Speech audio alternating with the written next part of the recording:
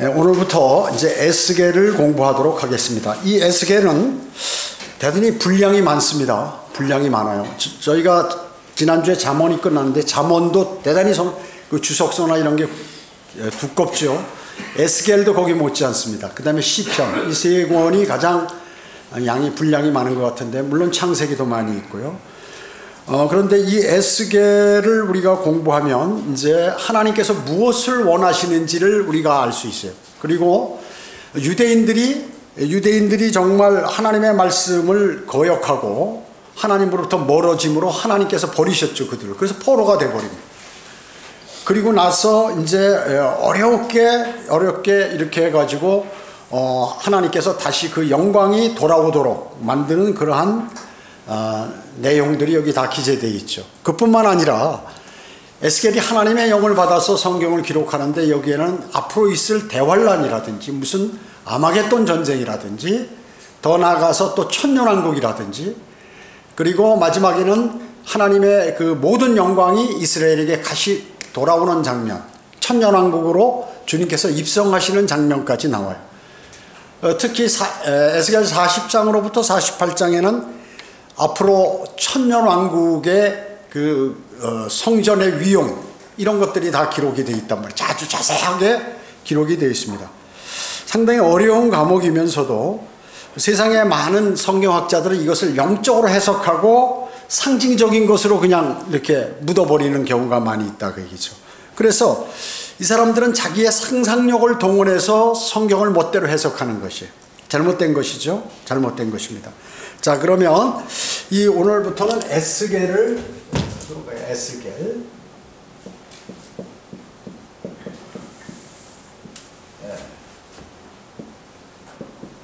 이것은 나의 힘은 하나님이시다.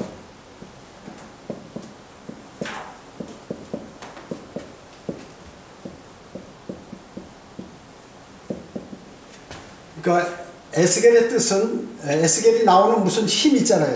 능력, 성령의 능력, 이것은 하나님께서 주시는 것이다 하는 그러한 의미로 이름이 이렇게 되어 있죠. 이 에스겔은 말이죠, 포로기, 바빌론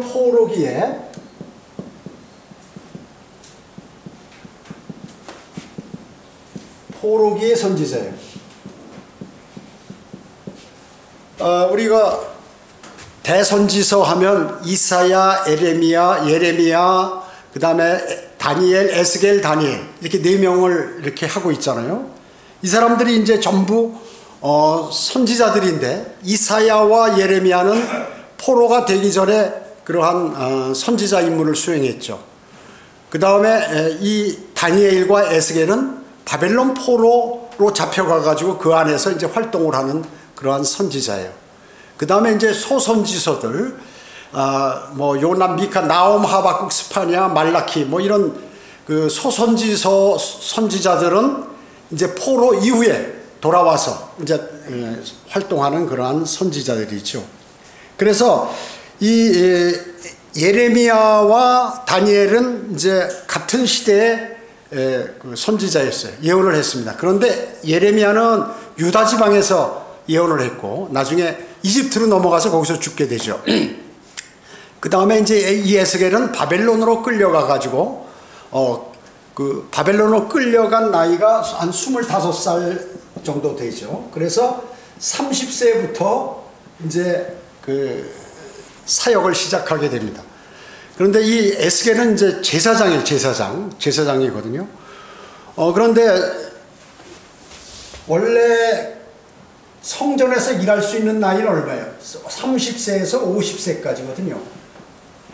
그러니까 25세에 끌려와서 5년 지난 다음에 30세부터 이제 일을 하게 되는 것이죠. 제사장이기 때문에. 그래서 주님의 영을 받아서 이제 그 예언을 이스라엘 백성들에게 말씀하고 하는 거죠. 그래서 에스겔서에는 많은 그러한 환상과 신비로운 내용들이 많이 있습니다. UFO도 나오고, 그 다음에 이제 아마겟돈, 앞으로 일어날 모든 문제에 관해서 이렇게 많이 말씀하는 그런 내용들이 나오게 됩니다. 그래서 순서가 어떻게 되냐면, 이제 이스라엘이 배교하죠, 배교. 그래서 하나님을 떠납니다.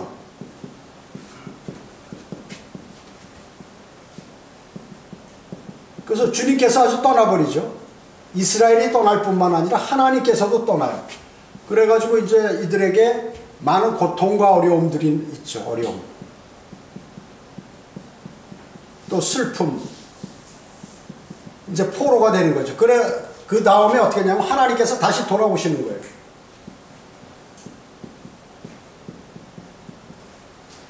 자, 하나님께서는 그 백성들을 완전히 버리지 않으시죠. 구원받은 그리스도인도 마찬가지예요. 자신이 잘못하거나 육신적이거나 이랬을 때 하나님께서 떠나버립니다. 이렇게 떠난다는 게 무슨 성령님께서, 구약에는 정말 성령님께서 나가시죠. 그러나 신약에는 떠나지 않으시지만 활동을 안 하시고 교제를 안 해주시는 것이죠. 그렇다가 이제 어려움과 슬픔 가운데 여러 가지들을 이제 그 경험을 하게 되고 하나님 말씀을 마음속에 담게 되고 이렇게 되는 것이죠. 그래서 이제 이걸 이제 책망을 받는 거예요. 책망을 받고 나면서 다시 돌아오게 되는 것이죠. 그러면 어떻게? 회복이 되는 거예요. 회복.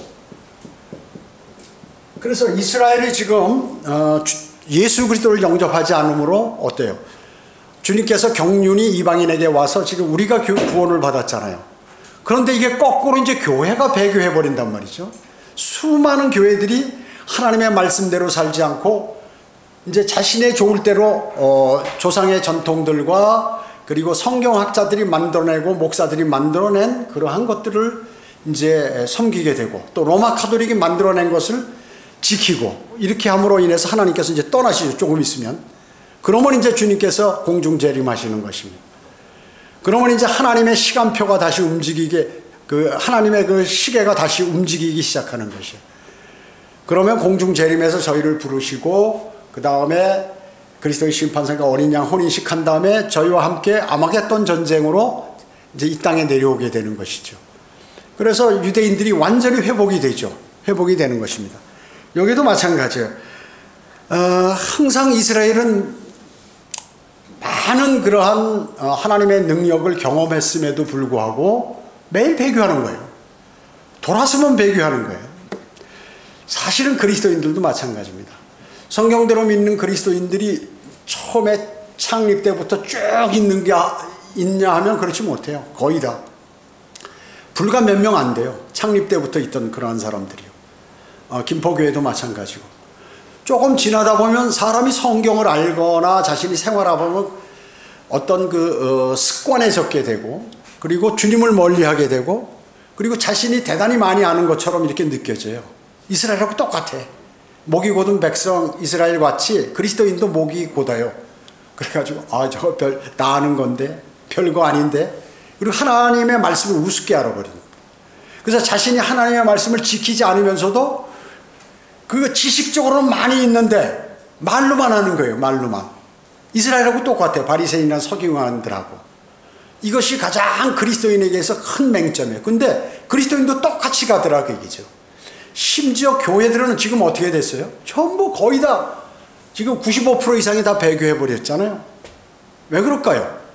많은 시간 동안 아무 일 없이 그냥 지나오고 또 사탄이 역사에서 로마 카톨릭을 통해서 교회들을 썩게 만들어버리고 또 그 가운데 성경학자들이 똑똑한 사람들이 나와서 설치고 돌아다니면서 하나님을 신뢰하지 않고 이런 것이에요.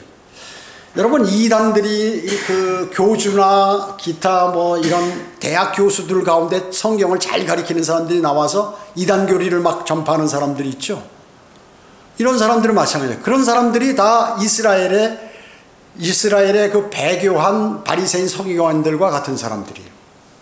그 사람들이 사실은 다 망쳐놓는 거거든요. 왜? 모른다고 그러면 그냥 사람들이 가만히 있을 텐데 하나님의 말씀을 안다고 남을 가리킨다고 하니까 큰 오점을 남기게 된단 말이죠. 그래서 하나님께서 이제 떠나버리시는 것이죠. 떠나버리시는 것이에요. 그래서 이제 여기에 그 배교한 성전. 지금은 성전이 우리 몸이 성전 아니 그 구약 시대 때는 진짜 하나님께 제사 드리는 그 성전이 있었잖아요. 성전이 배교한 성전 상태를 여기서 이제 나타내고, 이게 후에는 어떻게 해요? 아까 말씀드렸듯이 천년왕국의 성전을 주님께서 이 땅에 오셔서 만드신단 말이죠. 이게 위용, 어마어마하게 웅장하고 튼튼하고 그 핵무기를 쏴도 뚫어지지 않는 그러한 두께도 엄청 두껍고 이런 것들을 이제 예수님께서 만드시는데, 성경에 보면 공사했다는 내용이 안 나와요. 공사. 그럼 뭘로 하실게요? 주님께서 우주를 창조하실 때 뭘로 하셨어요? 말씀으로 하셨죠. 주님은 뭐, 야, 콩쿨이 있어. 야, 철근 쏘가라. 콩쿨이 비벼서 넣고, 거푸집 옆에다 넣고, 콩쿨이 비벼 넣어라. 뭐 이런 거 안 하신다고 얘기죠. 그대로 그냥 거기서 말씀으로 다 짓는 장면이 안 나오는데, 어마어마하게 큰 성전이 기록된 게 이제 에스겔에 나오게 된다는 것입니다. 바벨론 크발 강가가 있는데, 이 크발 강가에서 지금 에스겔이 예언을 하는데, 이 크발 강가는 유프라테스 강 있죠. 바빌론이 있는데 유프라테스 강, 티그리스 강이 있는데, 거기 유프라테스 강의 지류예요. 거기에 테라비브라는 그곳에서 이제 그 포로들, 유대인 포로들이 거기서 사는 거예요. 무슨 감옥에 갇힌 게 아니라 어느 지역을 딱 설정해 놓고, 뭐 청주면 청주, 너희는 여기서 살아라. 절대 밖에 못 나오는 거예요. 다른 지역으로 이동 못 하면서 그 지역에서 이제 사니까 유대인들끼리 포로로 거기서 그 정착해서 이렇게 함께 사는 거죠. 거기에서 이제 유대인을 상대로 에스겔이 사역을 하는 것입니다. 아까도 말씀드렸지만 25세 때 이제 바벨론에 잡혀온 후에 이제 거기서 30세부터 하나님의 부르심을 받고 선지자의 사명을 띠고서 이제 일을 수행하게 되는 것입니다. 에스겔은 네 부분으로 되어 있어요. 1장으로부터 3장까지는 하나님께서 에스겔을 부르셔요. 이제 부르시는 그런 장면이 나오고, 하나님의 부르심. 그 다음에 4장으로부터 24장까지는 유다에 대한 하나님의 심판, 유다에 대한. 또 25장으로부터 32장까지는 이방 민족들을 하나하나 심판하시는 장면들이 나와요. 하나님께서. 그 다음에 33장부터 마지막 48장까지는 이스라엘의 회복이 되죠. 그 중에서 특히 40장으로부터 48장까지는 천년왕국 성전에 가서 아주 길게 자상하게 거기서 그 규격까지 정확하게 말씀하고 있는 것입니다. 그 에스겔은 결혼한 사람이죠. 결혼했는데 아내를 무척 사랑했어요. 근데 어느 날 갑자기 아내가 죽어버렸어요. 사별을 하게 됩니다.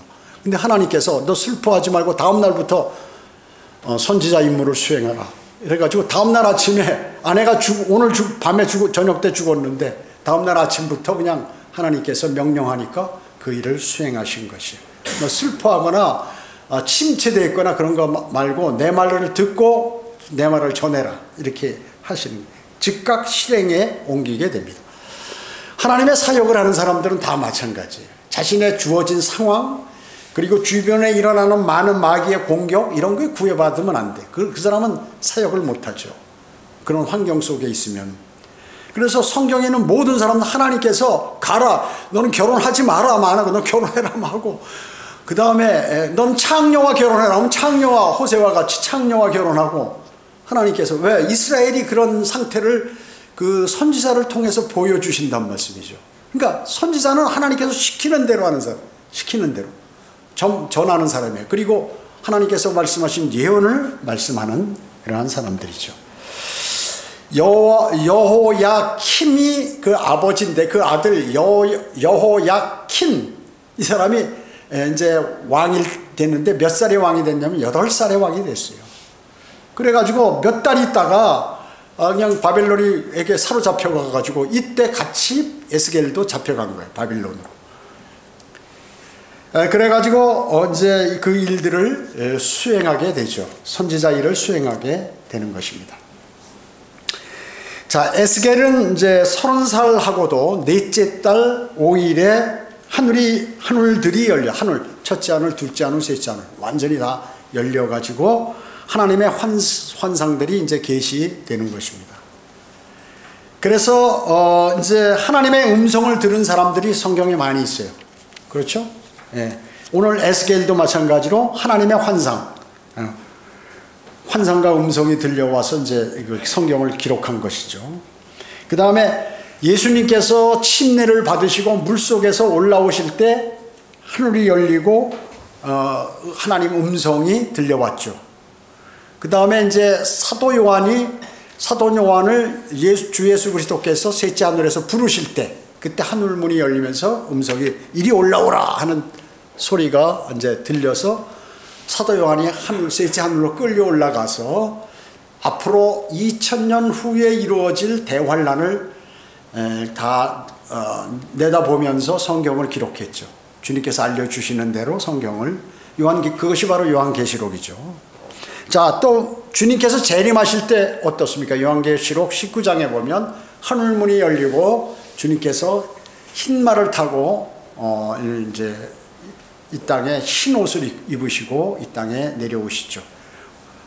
그러면 우리도 들림 받아가지고 우리도 역시 흰 말을 타고 우리의 군대 대장이신 예수 그리스도를 뒤따라서 아마겟돈으로 전쟁하러 이제 내려오는 것입니다. 전쟁하러 내려. 자, 그 다음에 또 스테판이 순교당할 때도 하늘문이 열리고 음성이 들렸죠. 하늘문이 열렸습니다. 하나님의 음성. 그리고 원래 하늘문이 열리면 음성이 들리든가 누군가가 올라가든가 누군가가 내려와요. 성경에서 이런 일들이 많이 있습니다. 여기 보면 이제 보세요.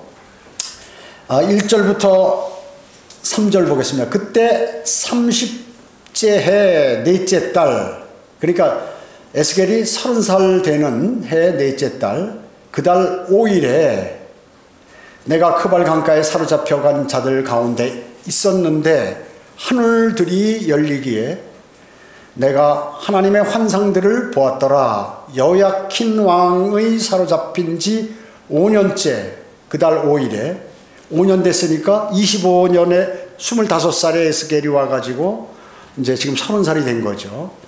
크발강가 갈대아 땅에서 주의 말씀이 부시의 아들 제사장 에스겔에게 특별히 임하고 주의 손이 거기서 그에게 있었더라. 주의 손이 그에게 거기서 있었더라. 이 말씀이 뭐예요? 하나님께서 에스겔에게 임하셔서 그로 하여금 어떤 일을 할 수 있도록 이렇게 하나님께서 꽉 사로잡으셨다는 것이죠. 이런 의미의 구약적 의미예요. 여러분 어떻습니까? 누구나 하나님 손에 딱 잡히잖아요. 그러면 꼼짝없이 그분이 시키는 대로 해야 돼.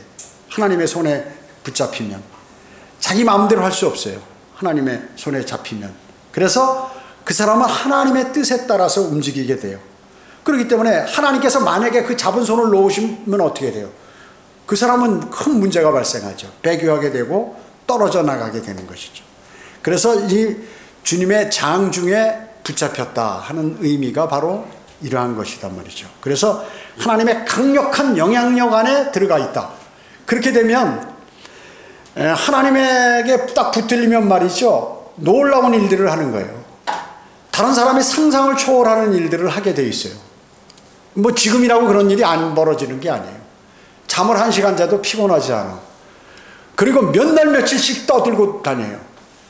설교를 하면 막 목이 쉬도록 해도 지치질 않아. 그리고 늘 자기가 하는 일에 관해서 하나님 일을 하면서 막 힘들어하고 숨 팍팍 쉬고 왜 이러지, 내가 이러질 않아요. 주님께서 딱 그 사람을 붙드시면 그렇게 돼버린다고 얘기죠.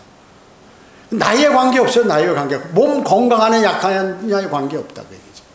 관계없어요. 여러분 그 이성옥 목사님이 체구가 상당히 크잖아요. 그러니까 하나님께서 그 성격이 상당히 저돌적이시면서 한 번 하면 끝까지 하거든요. 그 성격을 다 아시는 거예요.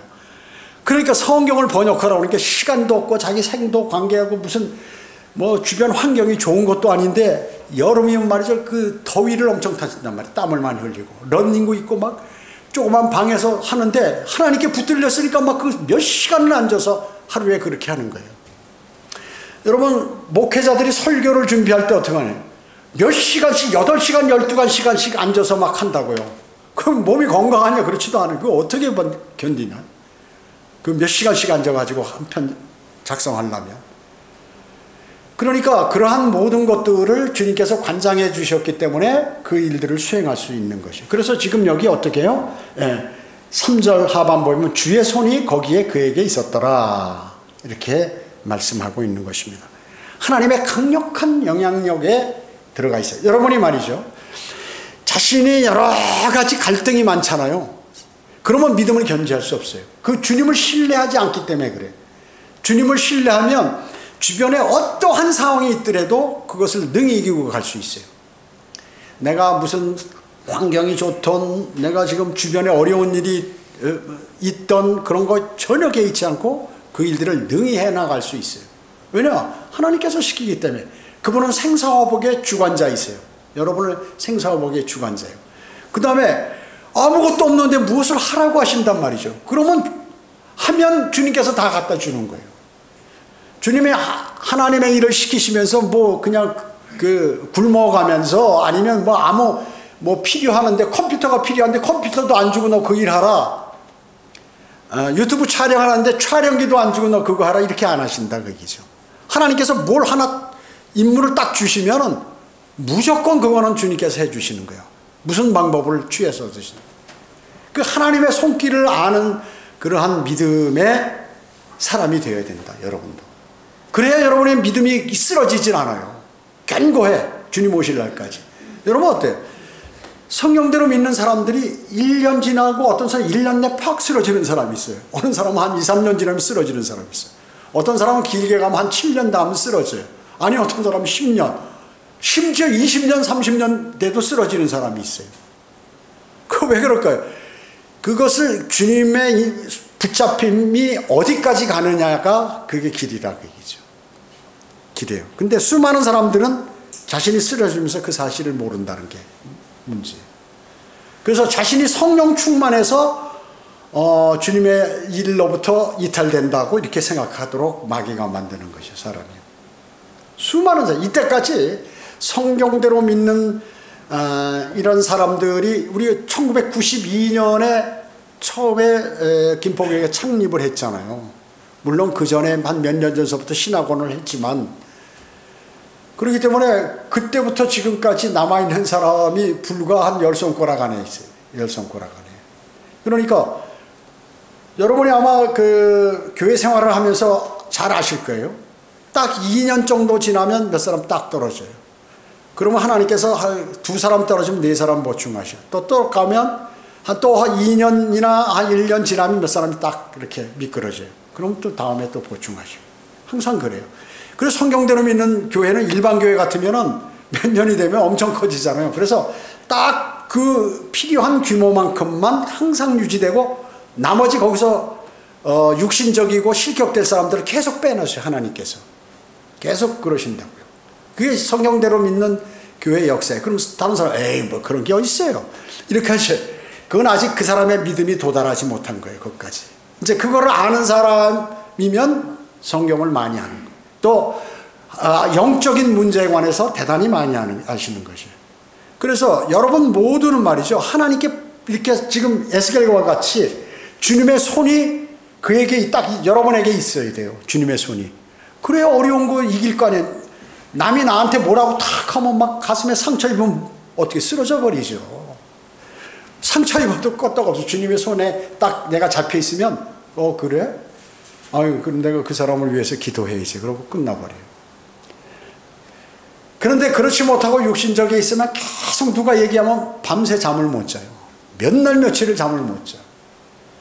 그래서 늘 하나님의 손에 여러분들이 붙잡혀 있어야 영적으로 착착착착 자라면서 하나님의 섭리를 알게 되고 그리고 기쁘고 평안한 마음으로 주님께 경배를 드리고 주님의 사역에 동참하게 돼요. 만약에 지금 여러분들이 하나님의 그 경배 드리고 하나님의 그 성경을 읽고 기도하고 하는 게 내가 너무 힘들다. 그것만큼 쉬운 게 없어요. 그거는 그 주님을 섬기는 데 있어서 가장 약한 건데. 가장 약한 거예요. 기본이야 기본. 경배 드리고 그리스도인이 구원받은 사람이 성경을 내가 읽고 기도하는 거. 이거 기본이야. 이것마저 못하면 다른 거 하나도 못하는 거예요. 이걸 안 하면 다른 걸 못한다. 그 다음에 이제 조금 더 낮으면 이제 복음을 증거하고 복음을 증거하게 되죠. 그 다음부터는 주님의 말씀들이 말이죠. 끊임없이 내 안에 들어오면서 막 나를 막 뒤집어 놔요. 그런 역사가 일어나지 않고 하나님의 말씀을 들으면 에이, 그리고 아유 피곤해라. 그리고 잠이나 오고 뭐 이래버리면 그 사람 끝난 거예요. 마귀가 그 사람을 계속 노리고 있는 거예요. 지금 그 안에 들어와서 그 사람을 관장하고 있는 거예요. 제가 말씀드리잖아요. 목회자도 하면서 그냥 아이 뭐 설설 하면 되지 뭐, 그리고 뭐 이제 다 기반도 잡혔는데 뭐 이러고 하잖아요. 그냥 미끄러져요. 그냥 미끄러진다. 마귀는 그 사람이 뭐 믿음이 좋든 나쁘든 20년이든 30년이든 이걸 안 따져. 한순간에 그냥 끌어당긴단 말이죠. 그럼 세상 교회는 왜 그런가? 아니 거기 그 마귀의 교회이기 때문에 거듭나지 않은 사람의 집단이 교회가 아니잖아요. 지역교회가 아니잖아요. 그거는. 그렇기 때문에 하나님께서 그건 관계 안 하시고 마귀가 관장하기 때문에 그런 일들이 뭐 별로 안 벌어져. 벌어진다 하더라도 웬만큼 하고 말고 그냥 계속 세상적으로 잘 보이고 사람 마음에 들면 숫자가 늘어나. 그러나 성경대로 믿는 지역교회는 그렇지 않다는 것을 알아야 돼요. 왜냐? 항상 마귀가 여기를 노리고 있고 뿐만 아니라 여기에는 하나님의 장중에 잡혀있는 사람이 있고 그렇지 않은 사람들이 있다. 그렇기 때문에 많은 문제들도 발생하고 또 갈등들도 일어나게 된다. 그렇기 때문에 가장 쉽게 믿음 생활하는 것은 아예 주님하고 가까이 온 것이 가장 편하게 잘 가는 길이다. 제가 그 펜사콜라 갔을 때 로커마 목사님이 그림 그리면서 설교하시는데 두 가지 그리스도인이 있다고 얘기죠. 하나는 그 비행기를 타고 비행을 하는데 쌍발기 프로펠러 달린 길인데 그 구름 밑에로 낮게 이 정찰기 같이 말이죠. 육군항공 같이 이렇게 쫙 돌고 있으면서 위에서 천둥이 치고 비가 오면 그걸 다 맞는 거예요. 막 위험해서 막 바람이 불면 이게 흔들리고. 또 한 그리스도인은 어떠냐면 제트기류를 탁 타고 가면 그냥 가만히 조종관만 조종해 놓으면 그냥 지가 알아서 간다고 얘기죠. 이 두 부류의 그리스도인이 있다는 것이죠. 성령 충만한 가운데 주님을 섬기면 편하게 가요. 쉬워. 성령처럼 믿는 사람들의 믿음이 쉬워. 그런데 그냥 믿음을 다 바등바등 내 육신으로 막 노력해서 어떻게 해볼까 하고 막 바등바등 하면 성령님의 인도하심이 쌍발기 타고 가면서 각종 뭐 우박도 맞고 번개도 맞고 비도 맞고 고생하면서 앞으로 간다고 얘기죠. 그래서 그리스도인은 늘 주님하고 풍성한 그러한 교제 그리고 하나님 말씀에 의해서 공부를 해서 진리로 내가 영적으로 자라야 힘이 있다고 얘기죠. 힘이. 그래서 여러분 지금 성경 공부하시는 것이 성경 공부를 안 한다? 그 사람은 이제 믿음을 버릴 생각을 해야 돼요. 언제고? 시간 문제라. 시간 문제. 그리고 하나님의 말씀을 듣는데 내 귀에 하나도 안 들어와. 그냥 다 뱉어버려. 아 저거 듣기 싫은 소리. 뭐 설교라면 저건 나보고 하는 소리인가? 아니면 저 옆에 누구 보고 하는 소리인가? 이런 생각이나 하는 그 사람 있잖아요. 바로 미끄러져 다음에. 미끄러지는 것입니다. 자 그래서 지금 오늘 에스겔이 주님의 손이 거기에 있었다. 주님의 손에 딱 잡혔어요. 왜? 주님의 사역을 해야 되니까. 이제 내가 시키는 대로 너는 이스라엘 민족들에게 지금 포로가 된 그들에게 얘기하라. 정신 차리게 얘기하라 그 얘기죠. 여기 4절 보겠습니다. 에스겔 1장 4절. 내가 보았더니 보라 북쪽에서 회오리바람. 무슨 쪽? 북쪽이요.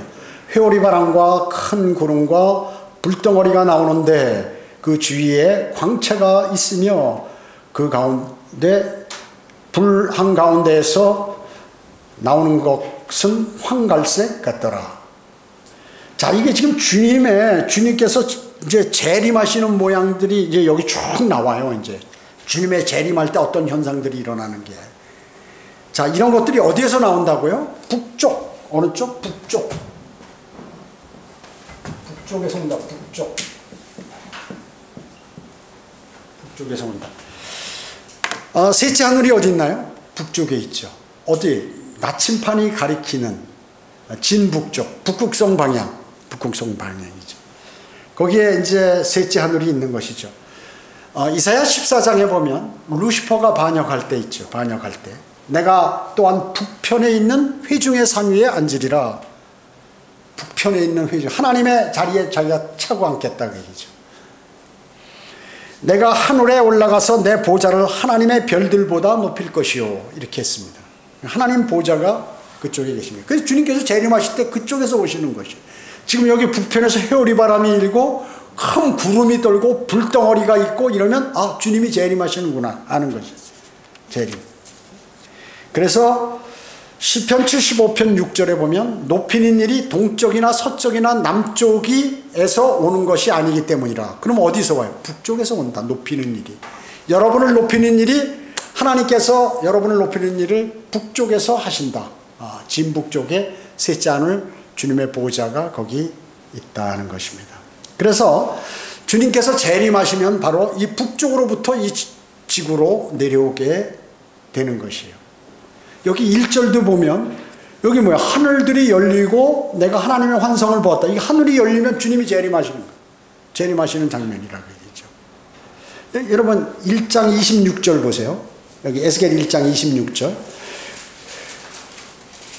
그들의 머리 위에 있는 창공 위에는 보좌의 형상이 있는데 보좌가 딱 보이는 거예요. 지금 에스겔이 보잖아요. 사파이어의 모양 같고 보좌의 형상 위에는 그 위로 사람의 모양같이 생긴 형상이 있더라. 내가 보니 그의 허리 모양 위로부터는 그 안에 두르는 불의 모양 같고 황갈색 같으며 그의 허리 모양 아래부터는 내가 보니 불의 모양 같이 생겼는데 그 주위에 광채가 나더라.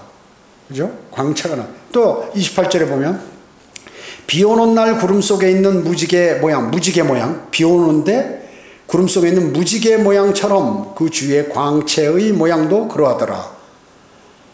이것은 주의 영광과 같은 모양이더라. 내가 그것을 보았을 때 엎드렸으며 말씀하시는 분의 음성을 들었더라. 주님이 딱 나타납니다. 주님께서 막 광채가 얼굴에서 나고 그러니까 제대로 볼 수가 없는 거예요. 구름이 막 거기에 생기면서 비도 내리고 이런 것이죠. 이런 것이에요. 그래서 주님의 얼굴이 해처럼 막 빛나죠. 이게 어디에 나옵니까? 마태복음 17장 변형산에서 베드로와 야고보와 요한이 이제 같이 갔죠. 그러는데 이제 예수님께서 몸이 변화되시면서 누구와 대화했어요? 엘리야와 모세. 하늘에서 내려온 거죠. 엘리야 모세가. 그랬는데 이 제자 세 명이 딱 주님의 얼굴을 보니까 해같이 빛나서 볼 수가 없는 거예요. 여러분 해 쳐다볼 수 있나요? 이글이글하잖아요. 그것처럼. 그리고 옷이 하얀색으로 막 빛 같은 옷. 여러분 빛 같은 옷. 그러니까 가장 빛 같은 옷에 가까운 게 뭐냐면 웨딩드레스예요. 근데 그거보다 더 빛 같은 거야. 옷을 막 입긴 입었는데 인간이 상상할 수 없는 세마포란 말이죠. 그걸 딱 입으셨는데 이게 재림할 때 모습이란 말이죠. 근데 여기서도 마찬가지예요. 그래서 주님이 재림하실 때는 늘 이런 일들이 벌어져요. 그리고 빛나는 구름들이 근처에 쫙 이렇게 낀다고 얘기죠. 그래서 주님의 재림하실 때는 또 불길, 불의 길, 그 다음에 빛나는 구름, 이런 것들이 재림할 때는 나타나게 된다는 것입니다. 이사야 66장 15절에 보면 보라 주가 불과 함께 올 것이며 회오리 바람 같은 그의 병거들과 더불어 오리니 진노함으로 그의 분노를 불꽃으로 그의 책망을 나타내시리라. 불이 탄다는 건 불로 다 불살라 버리는 그 근처에 주님께서 확 지나가시면 다 불나는 거예요. 심판하시는 것이죠. 여러분 시편 68편 7절 한번 찾아보세요. 욥시편 68편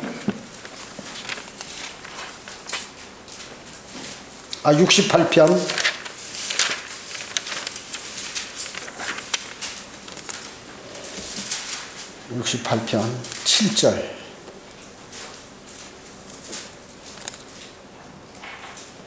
오 하나님이여 주께서 주의 백성들 앞에서 나가시어 광야를 질러 행진하실 때 셀라. 자, 예수님께서 재림하실 때 시내산에 내리셔가지고 유대인들이 그 출애굽한 과정이 있잖아요. 그 길을 따라서 재림하시거든요. 그리고 광야를 질러 행진하실 때 셀라. 땅이 진동하며 주님께서 재림하실 때 하늘들도 하나님의 면전에서 떨어지고 시내산의 면전에서 요동하였나이다. 오 하나님이여 주께서 흡족한 비를 내리시어 주의 유업이 곤비할 때 주의 유업을 견고케 하셨나이다. 자, 비 내리죠. 예. 그리고 이제 막 진동하죠. 이런 내용들이 있다 그 얘기죠. 자, 그래서 재림하시는 주 예수 그리스도께서는 영광의 구름 가운데서 불로 죄인들을 심판하세요. 불로 죄인들을 심판하시고, 또 비로, 비는 뭐예요? 은혜 아니에요, 은혜. 자, 농사가 잘 되잖아요. 비로 용서하시고, 그리고 무지개로 이스라엘을 회복시키실 것이에요. 그래서 에스겔이 있는 보니까 무지개도 있고 비도 오고 구름이 있고, 아, 앞으로 하나님께서 우리에게 불로 심판하시고 어려움을 주고 배교한 우리들에게 이렇게 심판하시고 바벨론 포로가 되도록 하시고, 이제 그 비로 서서히 용서하시면서 나중에 무지개를 나에게 보여주면서 회복하시는구나 하는 것을 에스겔이 알 수 있다. 우리가 아까 읽을 때 에스겔 1장 25절 이하에 읽을 때 불과 그리고 비와 무지개 이것을 말씀하셨고, 또 구름과 함께 빛나는 얼굴로 주님께서 재림하시는 그러한 모습. 나중에 유대인의 그 천년왕국 성전에 주님께서 재림하시면서 입성하시는 아주 위용을 에스겔에게 탁 보여주는 거야. 야, 앞으로 너희 백성이 지금 이렇게 돼 있는 상태야. 앞으로 비참하게 힘들 거야. 그러면 내가 이제 너희에게 너를 위로하고 용서해 주겠다. 너희가 이제 하나님을, 주님을 찾으면서 용서해 달라고, 우리가 죄를 지었습니다. 우리가 우상을 섬겨서 지금 이렇게 고통받고 있습니다. 그러면 이제 주님께서 용서하시고 이제 그들을 회복시켜 주실 것이라는 게 미리 에스겔에게 미래까지 쫙 보여주시는 것이에요. 그러면서 이제 서서히 그 일을 수행하라 하는 거죠. 그 에스겔은 이미 앞으로 일어날 일을 다 알았겠죠. 그리고 이제 하나님께서 개별적으로 예언을 주시면서 에스겔의 입을 통해서 이스라엘 백성에게 알려주는 거예요. 정신 차리라고 이제 알려주는 겁니다. 그런 내용들을 저희가 공부하게 되는데, 이제 그러면서 이제 하늘에서 내려오는 신비로운 그러한 UFO 같은 그러한 것들, 또 나아가서 이제 무슨 뭐 재림할 때 모습, 또 대환란 때, 그리고 아마겟돈 전쟁, 천년왕국 뭐 이런 것들을 우리가 교리적으로 여기에서 다 배울 수가 있다. 대단한 성경입니다. 우리 그 주석서는 사실은 그 러크만 목사님이 성경 공부한 거를 그 테이프를 보고서 들어가지고 이렇게 한 거예요. 그래서 약간 부정확한 것도 있지만 하여튼 대단한 책이라고. 이런 건 없어요. 이런 건 일반 교회에서 배울 수도 없고 알 수도 없고, 뭐 이런 다른 성경 구절을 대해서 설명할 수도 없는 그런 것들을 여러분이 공부하시는 것입니다. 그래서 에스겔만 공부하는 것이 아니라 지금 제가 구약도 찾고 시편도 찾고 뭐 여러 가지 이렇게 하잖아요. 그러면서 종합적으로 성경을 공부하게 되는 것이에요. 그래서 성경은 모두가 연계되어 있다. 그래서 성경을 여러분이 아시면 아주 현명하고 똑똑한 사람이 돼요. 판단이 탁 서요. 그래서 이게 마귀의 일인지 하나님의 일인지 구분할 수 있게 된다고요. 그래서 성경을 모르기 때문에 하나님의 일인지 마귀의 일인지, 지금 이게 어떻게 돌아가는지를 모르는 경우가 많이 있고 오해하는 수가 많이 있어요. 근데 단 한 가지 주의할 게 있어요. 내가 성경을 많이 알고 나 다른 사람보다 많이 안다 그러면 하나님께서 그 사람의 그 지각을 딱 닫아버려요. 그 사람은 몰라. 아무리 그 사람이 성경을 그동안 많이 공부를 했고 신학원 강사를 했고 뭐 교수를 했고 뭘 했고 간에 자신이 많이 안다고 그렇게 딱 생각하고, 그리고 뭐 그것을 하나님의 말씀이 어디서 나올 때 그걸 저거 다 아는 거야 우스운 걸로 하는 사람, 이런 사람들은 하나님께서 지각을 딱 닫아버리세요. 열어주지 않으세요. 왜냐? 이미 마귀와 손을 잡았기 때문에 그런 것이죠. 교만과 거짓말을 자신을 속여가면서 자신을 속이는 거죠. 왜? 자신이 거짓된 것을 믿었기 때문에 자기가 속아버린 거거든요. 그래서 결론은 그 사람이 거짓말한 거예요. 그렇기 때문에 주님은 그 마귀의 습성을 갖고 마귀의 교제하는 사람하고 딱 교제할 수 없는 거예요. 그래서 떠나버려요. 그러면 그때부터 이제 육신적인 생각을 하고 이렇게 하게 되죠. 수많은 사람들이 그런 것이에요. 뭐 정동수 같은 이런 사람들 다 뭐 흥정력하고 하는데 대학 교수하면서 뭐 성경을 공부해가지고 이렇게 한다. 그렇기 때문에 하나님께서 그런 사람 안 쓰는 거예요. 거기 사람이 많이 몰려, 거기. 그리고 흠정력을 많이 사봐. 왜냐? 세상 신이 사탄이기 때문에 그런 것입니다. 자, 기도하겠습니다. 전지전능하시고 자비로우신 아버지 하나님 감사드립니다. 저희들은 주님의 위대하신 말씀들을 마음속에 담고 늘 배우며 또 하나님께서 주시는 그 말씀들을 마음속에 담고 그대로 실천하는, 아는 것만이 아니라 실천하는 삶을 삶으로 우리가 영적으로 성장하고 오실 주님을 고대하며 그리스도의 심판석에서 멸류관을 쌀 수 있도록 해주셨습니다. 저희에게 저희 지각을 열어주셔서 주님의 말씀들을 잘 알 수 있도록 주님 자비를 베풀어 주시기 원합니다. 은혜 감사드리오며 주 예수 그리스도의 이름으로 기도드립니다. 아멘.